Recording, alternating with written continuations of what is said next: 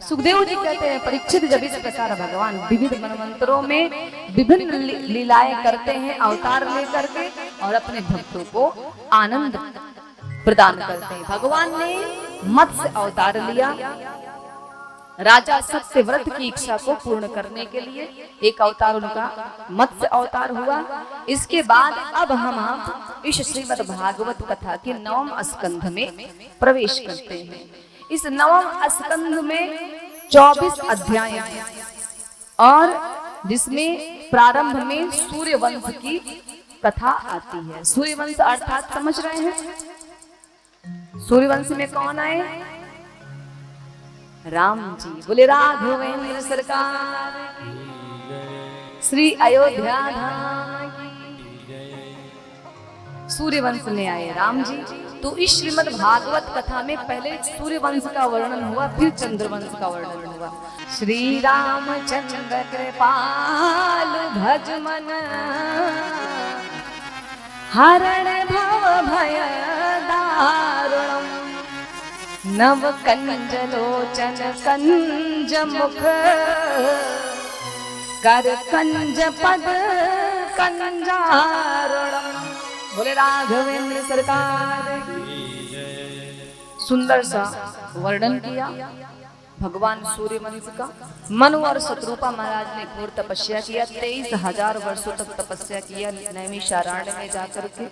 उनकी तपस्या से प्रभु प्रसन्न हुए, प्रकट भये और पूछा कि बताओ महाराज आपको चाहिए क्या? तो मनु महाराज ने कहा प्रभु हम आपके जैसा पुत्र चाहते हैं।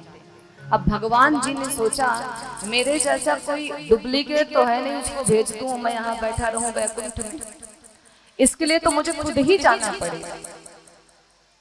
तो भगवान ने कहा कोई बात नहीं, मैं आपका पुत्र बन के आऊंगा। और यही भगवान ने जो आशीर्वाद दिया था, यही प्रभु राम के रूप में जब मनु महाराज दशरथ बने और शत्रुपा मैया कौशल्या बनी, अयोध्या में प्रकट भये, तब भगवान श्री राम के रूप में अयोध्या में पधारे।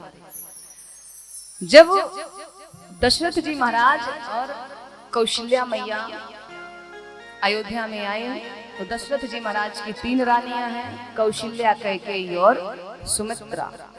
संतान एक को भी नहीं है। बड़े दुखी थे दशरथ जी महाराज। दुखी थे तो उन्होंने अपने दुख को, जब उनका दुख ज्यादा बढ़ा तो अपने गुरु जी के पास गए। और गुरु जी के जब पास गए तो उनके चरणों में गिर गए कि एक बार त्रेता जुग माही। उनको ग्लानि हो गई, भय गलान मोरे सुत नाही। मेरे कोई बेटा नहीं है, पूरा जीवन बीत गया, बुढ़ापा आ गया। गुरु गृह गयो तुरत महिपाला। जीवन में जब संकट आया, जब दुख आया तो कहाँ गए? गुरु जी के पास गए, चरणों में गिर गए। और जब गुरु जी के पास गए तो बताया कि मैं बहुत कष्ट में हूं। गुरु जी ने कहा कि हे राजन परेशान न हो, आपके एक नहीं 4 बेटे होंगे और दुनिया के जगत के भय का हरण करने वाले होंगे। धरहु धीर हुई है सुतचारी। गए वशिष्ठ जी महाराज के पास, क्या बेटा नहीं? बोले एक नहीं 4 होंगे। काहे चिंता करते हो महाराज? बोले कैसे होंगे? बोले अनुष्ठान करना पड़ेगा, पूजा करनी पड़ेगी। जैसे आप लोग अनुष्ठान करा रहे हो ना, आपके यहाँ अनुष्ठान चल रहा है। हमारे आचार्य जी सब जाते हैं, पूजा पाठ कराते हैं। आप लोग कहते हो ना कि दीदी आपके आचार्य जी हमारे द्वारा बनाया हुआ भोजन क्यों नहीं करते? कारण है उसका, क्योंकि आपके यहाँ बहुत बड़ा अनुष्ठान हो रहा है।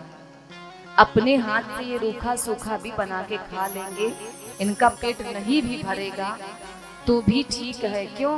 क्योंकि ये आपके हित के लिए आए हैं।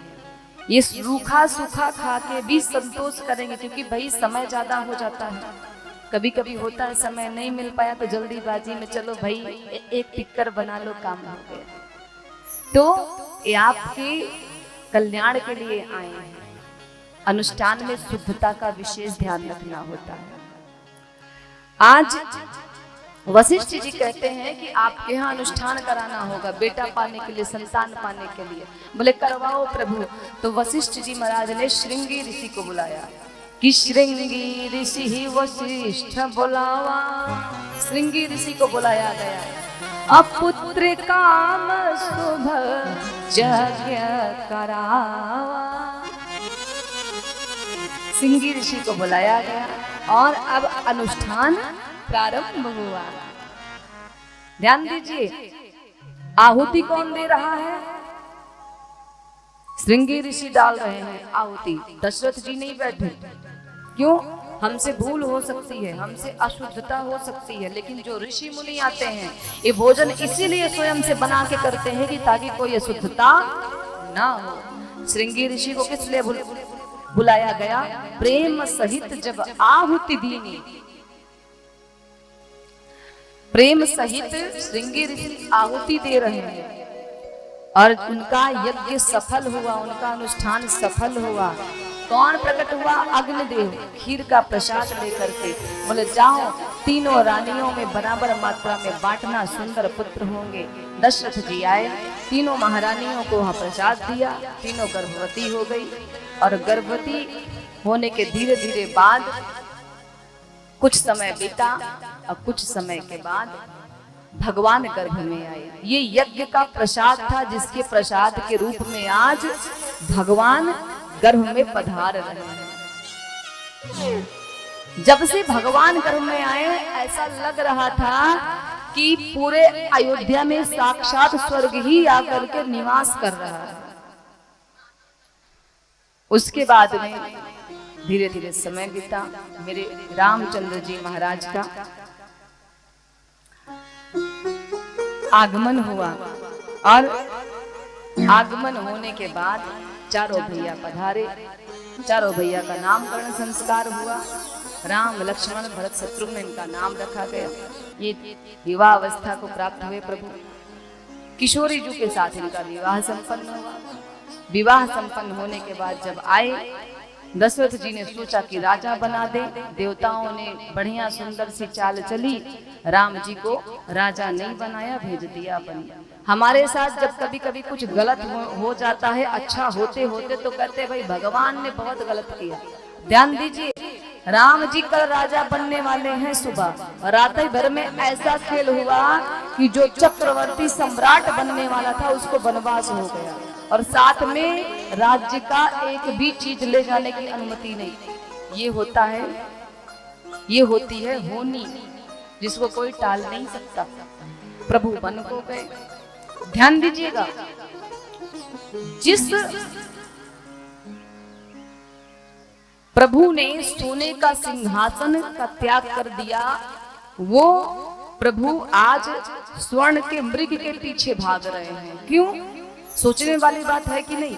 भगवान ना स्वर्ण के मृग के पीछे भागते, ना मैया किशोरी जी का हरण होता, है कि नहीं बात? जिसने सोने का सिंहासन, सोने की अयोध्या छोड़ दी, आज वही परमात्मा सोने के हिरण के पीछे भाग गया, है ना अटपटी बात। सुखदेव जी से परीक्षित जी पूछते भगवान भागे क्यों? जब उन्हें सोने के ही पीछे भागना था तो सिंहासन पे क्यों नहीं बैठे? और जब सिंहासन पे नहीं बैठे तो सोने के पीछे क्यों भागे? तो सुखदेव जी ने बड़ी सुंदर बात कही। बोले साथ में कौन है? किशोरी जी।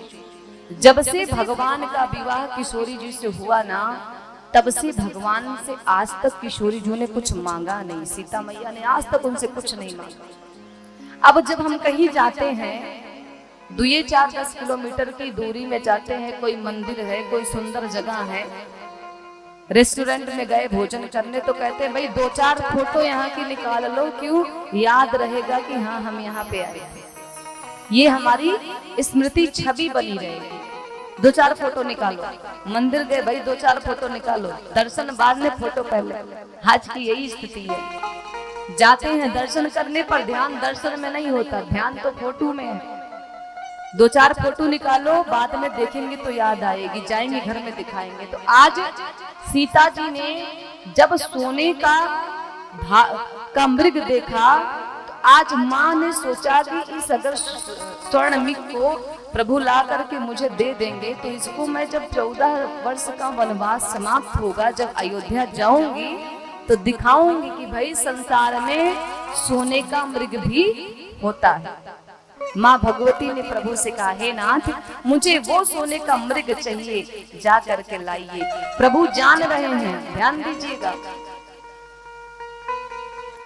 जब ये सोना आता है ना तो ये वास्तविक सोना दूर दूर तक समाप्त हो जाता है। इसलिए प्रयास कीजिए। माँ भगवती भी आज सोने के पीछे प्रभु को दौड़ा दी। और वो सोने का मृग कौन था? मामा मारीच। रावण ने कहा नहीं जाओगे तो मैं मार दूंगा और जाओगे तो प्रभु मार देंगे। तो मामा जी ने सोचा इस रावण के हाथ से मरने से अच्छा है प्रभु के हाथ से मर जाऊं। पहुंच गए सोने का मृग बन गए। भगवान उसके पीछे पीछे भागे। क्यों भागे? क्योंकि आज जब से विवाह हुआ प्रथम बार माँ भगवती ने प्रभु राम जी से कुछ मांगा था तो प्रभु उसको मना नहीं कर सकते थे, इसलिए प्रभु भाग गए। और जब गए सोने के मृग के पीछे, इधर रावण आया सीता जी का हरण करके ले गया। उधर जब भगवान ने उसको मारा वो कपटी निकला, हाँ लक्ष्मण बोला। लक्ष्मण जी गए, इधर सीता जी का हरण करके ले गया रावण। वह माया का मृग निकला जो किशोरी जी सोची थी कि लेकर के आओगे तो लेके जाऊंगी, आज किशोरी जी उसी के कारण उनका हरण हो गया। अब भगवान ने बड़ी सुंदर लीला की, भगवान व्याकुल हो गए। सुखदेव जी कहते हैं भगवान व्याकुल होके पूरे वन में खोज रहे हैं कि है खग मृग है मधुकर श्रेणी, तुम देखी सीता मृग नयनी। पेड़ पौधों से पूछ रहे हैं, पशु पक्षियों से पूछ रहे हैं क्या आपने सीता जी को देखा? सभी रो रहे, भगवान व्याकुल है। इसके बाद पक्षियों से भी माँ का पता पूछने लगे। जब नहीं मिला पता तो कौन मिला? हनुमान जी महाराज मिले। बोलिए हनुमान जी महाराज की। अतुलित बल धाम हेम शैला भदे हम, धनुज मन कृशानु ज्ञान नानाम अग्रगण्यम,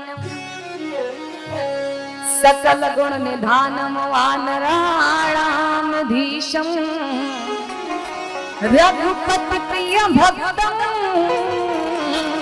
वात जातम नमामि। मिले, हनुमान जी महाराज का दर्शन हुआ कृष्णकिंधा में। इसके पहले शबरी मैया को भगवान कृतार्थ करते हैं। उसके बाद स्वर्ण मुद्रिका के माध्यम से हनुमान जी को भेजा गया लंका गए। स्वर्ण मुद्रिका को दिया माँ को। माँ भी भयभीत है, सोची कहीं ये माया भी ना हो। लेकिन प्रभु ने कहा कि हे माँ,